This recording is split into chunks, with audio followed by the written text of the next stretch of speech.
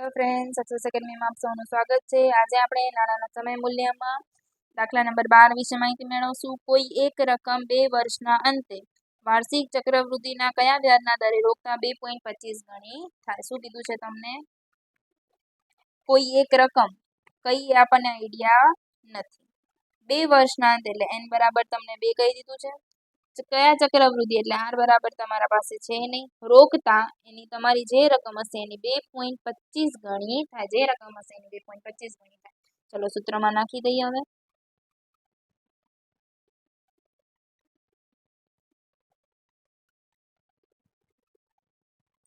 N કેટલું છે? 2.25p. Clear? તો 2.25p છેદમાં કેટલો p આવી જશે? એટલે 1 + r ની 2 ઘાત ઉડી જાય એટલે 2.25 બરાબર 1 + r ની 2 ઘાત. ઘાત છે આ બાજુ તો શું થઈ જાય? વર્ગમૂળ. ચલો 2.25 નું વર્ગમૂળ કાઢીએ. કેટલા આવશે? 1.5 પ્લસ 1 છે આમાં આવે તો માઇનસ 1. r બરાબર કેટલા મળશે? 0.5. એટલે કેટલા? 0.5 એટલે કેટલા ટકાના દરે હશે? 50% દરે. ક્લિયર? 5 × 100. 0.5 × 100 કેટલા આવે? 50%ના દરે. ક્લિયર છે? ત્યારબાદ આપણે જોઈએ દાખલા નંબર 13, જેમાં શું કીધું છે? દર વર્ષના અંતે ₹100 5 વર્ષ સુધી 10%ના ચક્રવૃદ્ધિ દરે રોકવામાં આવે તો 5મા વર્ષના અંતે તેનું મૂલ્ય થાય. દર વર્ષના અંતે એટલે કે દર વર્ષે કીધું છે. તમને શું કીધું છે? દર વર્ષના અંતે. ચલો કે p બરાબર 100, n બરાબર 5, r બરાબર 10%. n બરાબર હવે દર વર્ષના અંતે એટલે કયું સૂત્ર લાગુ પડશે? 1 + r ની n - 1/r. p છે તમારા પાસે 100, 1 + r એટલે 0.1 ની 5 ઘાત -1 ભાગ્યા 0.1. 100 એટલે કે 1.1 ની કેટલી ઘાત કરવાની? 5 -1 ભાગ્યા 0.1. સોરી 0.1 કેટલા આવશે? 6.1051 ગુણ્યા 100 કેટલા આવશે? 610.51 રૂપિયા. ક્લિયર? ત્યારબાદ 14મું જોઈએ. શું કીધું છે એમાં? એક રોકાણકાર દર 3 માસના અંતે કેટલા? દર 3 માસના અંતે ₹100 બેંકમાં 24%ના વ્યાજે મૂકે છે તો 5 વર્ષના અંતે તેને કેટલી રકમ મળશે? ચલો લખી નાખીએ.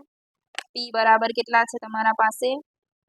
100, r બરાબર 24% અને n બરાબર 5 વર્ષ. એણે શું કીધું છે? દર 3 માસના અંતે. જ્યારે 3 માસના અંતે હોય તો r માં શું કરવું પડે? ભાગ્યા 4 એટલે કેટલા આવશે? 6%. n માં શું થશે? ગુણ્યા 4 કેટલા આવશે? 20. ક્લિયર? સૂત્ર નાખી દઈએ. n બરાબર p કૌંસમાં 1 + r ની n - 1/r. p કેટલો છે તમારા પાસે? 100. 1 + r કેટલો છે? 0.06 ની 20 ઘાત -1/0.06.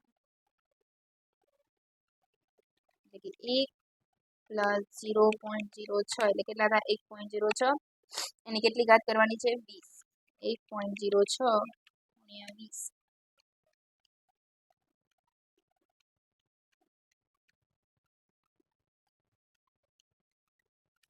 -1 કરીશું ભાગ્યા 0.06 એટલે કેટલા આવશે? 36.7855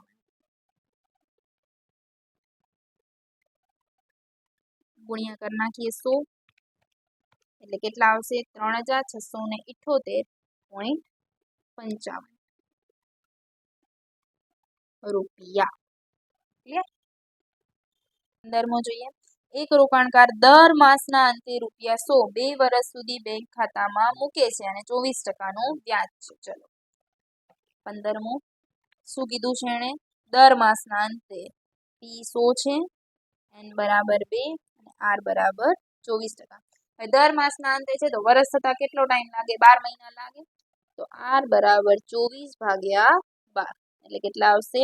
2%. અને n બરાબર 2 ગુણ્યા 12 એટલે કેટલા થશે? 24. ક્લિયર? સૂત્ર નાખીએ.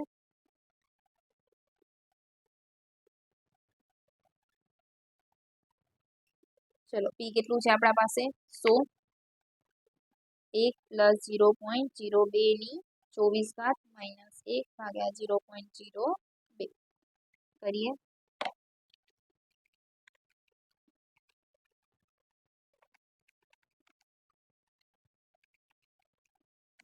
કેટલી વખત કરવાની છે? 24 વખત.